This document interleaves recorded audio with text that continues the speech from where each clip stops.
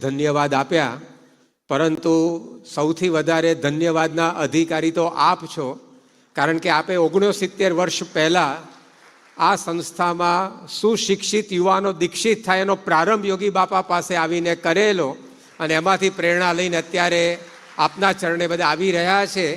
આજે પરમ પૂજ્ય સ્વામીશ્રીના વરદ હસ્તે છેલ્લા 9.5 વર્ષમાં 352 નવયુવાનો દીક્ષિત થઈ ચૂક્યા છે.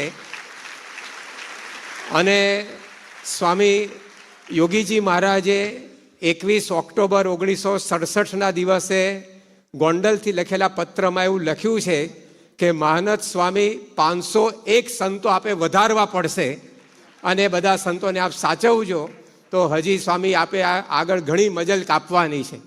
તો આપનું સ્વાસ્થ્ય પણ ખૂબ જ સારું રહે, અને આપના વરદ હસ્તે 501 નહીં, પરંતુ પ્રમુખ સ્વામી મહારાજે યોગી બાપાનો સંકલ્પ સવાયો સિદ્ધ કર્યો.